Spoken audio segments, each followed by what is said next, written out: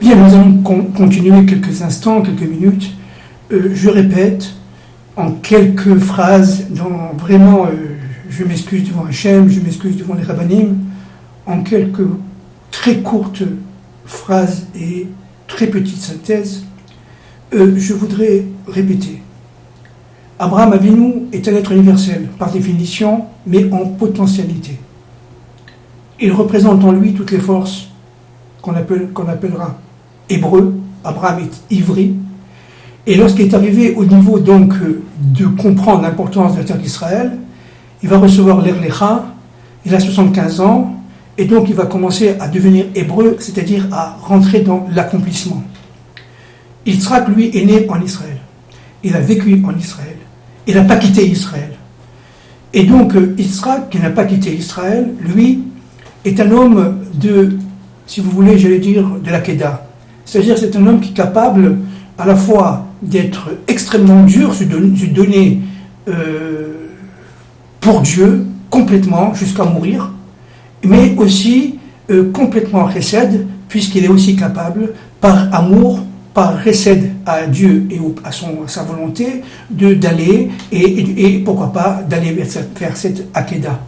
N'oublions pas que Yitzhak a eu 2 fils, jumeaux avec Rivka, mais c'est extrêmement compliqué. On ne sait pas en quelques secondes qu'on va pouvoir parler de ça, et en plus, ce n'est pas le sujet, puisque je voudrais parler de la mondialisation économique.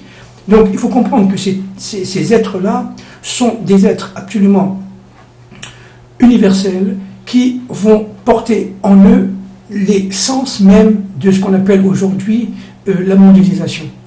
Et que ce qu'on appelait dans les autres époques le développement économique, les concentrations d'entreprises, bref, en fin de compte, parce que Yaakov est rentré dans ce que les kabbalistes appellent Tiferet, ça veut dire c'était devenu un personnage unique qui fait l'union de 2 contraires, le djinn d'un côté, la gvoura d'un côté et le chesed de l'autre, eh bien c'est de Yaakov Avinu qui va sortir les 12 tribus qui, elles, par définition, sont, encore une fois, l'essence même du peuple juif, c'est-à-dire, par définition, complètement universelle, chacun portant un monde, chaque tribu portant son drapeau, étant autonome par rapport aux autres, mais toutes complémentaires et formant un peuple un. C'est pour ça que lorsque les nés Israël sont partis en Égypte, ont quitté la terre d'Israël, la terre de Canaan à l'époque.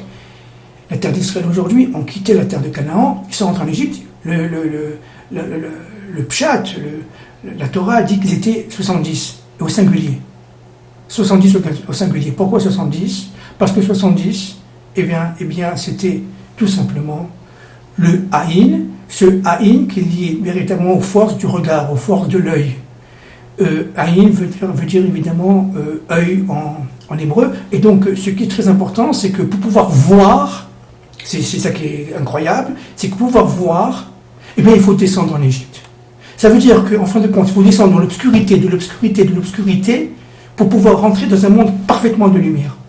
Et c'est une des, si vous voulez, une des racines, une des raisons, bien entendu, il y a des millions de raisons, mais une des raisons de notre présence en galoute, pendant toutes les galouillottes que nous avons vécues, toutes ces présences en Égypte, en exil, eh bien, cette présence en exil nous a permis à nous de pénétrer les systèmes économiques, les systèmes politiques, les systèmes financiers, tous les systèmes confondus, le Moyen-Âge, à toutes les époques, mais pour pouvoir arriver à la fin des temps à un monde de lumière, lumineux. Plus on descend dans l'obscurité, et plus on monte. Et cela nécessite un combat absolument, j'allais dire, qui peut être terrifiant, un combat qui est sans cesse. Nous sommes dans ce monde pour combattre, mais pour combattre quoi ? Pour se combattre soi-même. Ça veut dire pour essayer de faire l'union à l'intérieur de nous-mêmes, de notre extériorité et de notre intériorité.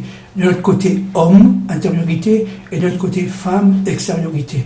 C'est-à-dire qu'en fin de compte, le Kohen Gadol, qui représentait l'être universel par excellence, l'être sublime par excellence, devait réussir le jour du Yom Kippour à faire l'union de tous les contraires.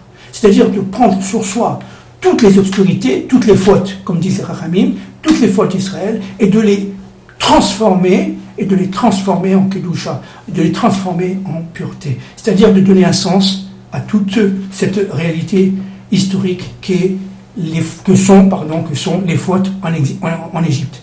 C'est-à-dire que le Kohen Gadol est en train de comprendre par son travail, ce qu'on appelle son avoda, le jour de Yom Kippour, qu'il devient un homme tout à fait redoutable, parfait, qui prend un repas, qui mange un repas parfait, qui fait un travail, un avoda parfait, et tout cela dans le but de parfaire Israël. Donc le monde.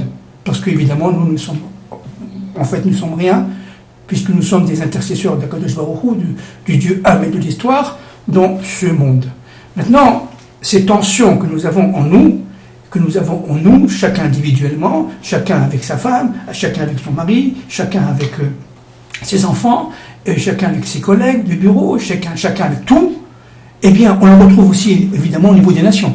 Le couple Israël-Nation, c'est-à-dire le couple Yaakov et Esav, en termes bibliques, est un couple